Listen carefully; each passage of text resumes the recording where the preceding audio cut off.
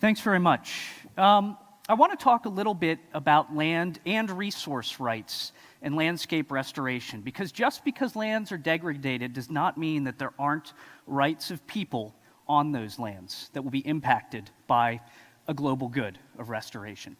I'm going to present experiences from 5 countries we've been working in under the program I lead over the past 5 years. It'll be very quick, but I look forward to discussing after. I think we all understand that land and resource rights are extremely political, they're personal, they're ecological, and they're often seen as being too big to address by donors, by governments, by projects, by researchers.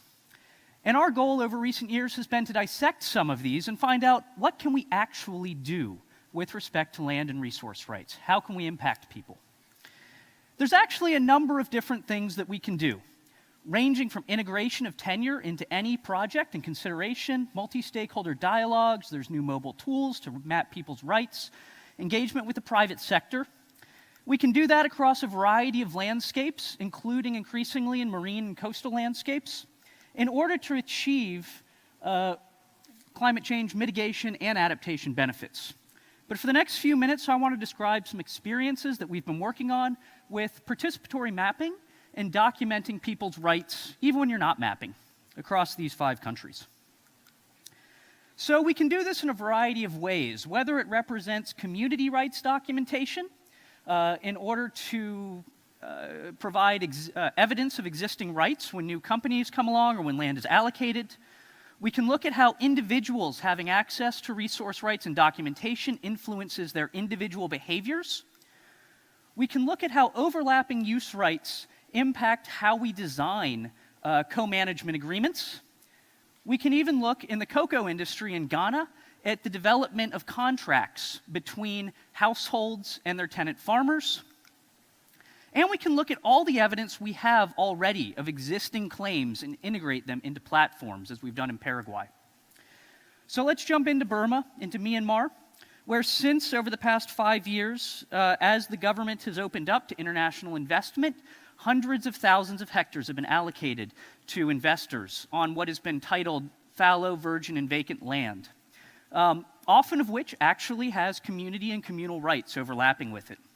At the same time, the policy frameworks can be dynamic, and in 2015, with the support of USAID, the Swiss Development Cooperation, the EU, and others, there was a national land use policy that was developed to recognize customary rights. But the question became how. So we've been working with a number of communities to document community boundaries, to train local civil society organizations in the methods, and then to try to get these methods instituted into legal recognition processes, and very importantly, put them onto government-recognized maps, such as the One Map program.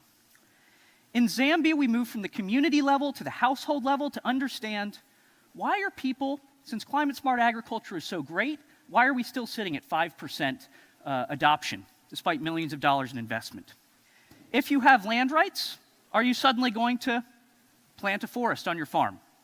Well, I think we all know it's not that simple, but the initial results are showing that the process of walking boundaries, of talking about rights, of talking about resource governance is as important or more important than the actual document itself, particularly during the early stages. Also, maybe this is well known, agroforestry adoption is more complicated. It's not just about having land rights. But we did find that marginal groups, female-headed households, poor groups, vulnerable populations, were able to participate more and increased their adoption. So what we're finding is by addressing land rights, you actually get to these groups that we say we want to reach in landscape restoration by understanding their rights. In Vietnam, we have a success story of landscape restoration of a couple thousand hectares of mangrove establishment to protect the seawall for climate change adaptation, creating new livelihoods for fisheries, gleaners, aquaculture, and also netters. And that establishment was extremely successful. And this coastal forest decree, government then said, okay, so how are we going to manage this? They started allocating individual management contracts to households. And what we were finding is that some of the other users who were using these forests for subsistence livelihoods were now excluded from using that resource. in a goal of managing this forest.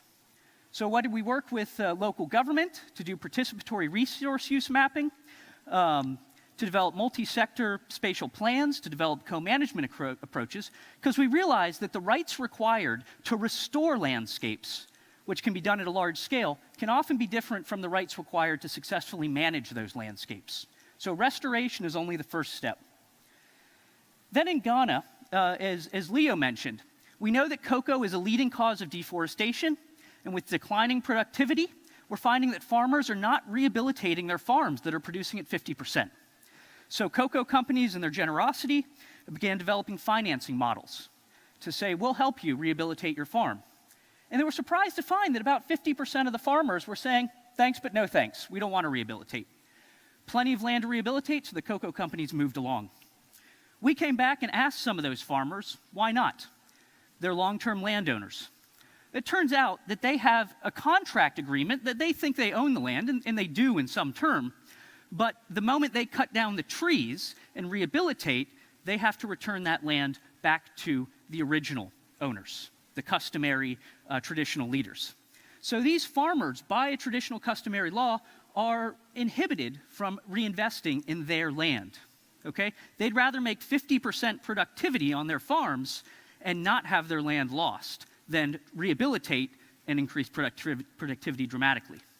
So in partnership with Hershey's Chocolate and Ecom Trading, we've been supporting processes with traditional leaders to document these contractual rights and try to tweak them in ways to allow rehabilitation, integrating land tenure into financing models and extension services by our chocolate companies.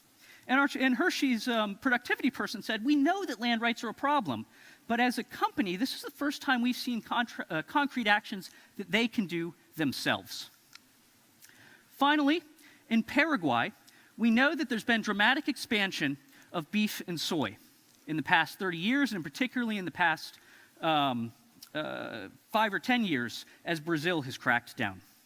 We also know that the Paraguayan government has limited recognition of indigenous land claims, and yet there's dozens and dozens of indigenous groups. So working with WRI on the Global Forest Watch platform and a couple of other platforms they're working on, we supported FAPI, a Federation of Indigenous Peoples, to aggregate land claims across a number of indigenous groups to develop a platform managed locally called Tierras Indígenas in Paraguay that they are now using in negotiation with private sector, finance, and government to make those organizations aware that these rights are there. So you can't claim that you didn't know in advance. So what do we have? We have community rights documentation to counter large-scale land acquisitions and the like. We have household documentation to understand how it affects individual behaviors. We have understanding use rights so that we can develop co-management arrangements that actually work and don't exclude portions of the population. We have contractual relationships and helping to modify them to improve the relationship between landholders. And then we have a huge number of existing claims out there that we can integrate into platforms like MapHub, like Global Forest Watch, and others to allow communities to have a voice. So the documentation approaches may vary, but some of the lessons we've been learning, and there's many others in case you want to read the reports, are that these processes must be locally led, but often it's helpful to have some international backstopping, both from a technical and a process perspective, and also to bring the voice up. It's important that these interventions have a legislative goal or a scaling goal so that either the interventions are supporting policy that maybe was written but had no intention of being delivered to demonstrate that it's possible, or oftentimes you can pilot these work to demonstrate, to generate policy. Importantly, is that in order to, the rights required to restore landscape and actually plant 1,000 trees or 1,000 hectares may differ substantially from those to manage it. We need to move just from establishment to successfully managing these landscapes. And we need to think there are people on the ground, often women, often youth, often people with limited rights and resources using these degraded lands, who we need to consider before we go off and undertake massive landscape scale activities. And these rights documentation processes can help to ensure their participation. So you need to get out there, you need to map, you need to record, you need to vet these with communities, you need to get paper into people's hands. It's wonderful to have digital solutions, and we try to get them there with government, but we also make sure that there's paper in people's hands to help women and to secure land for the future of the children. So that's all we have.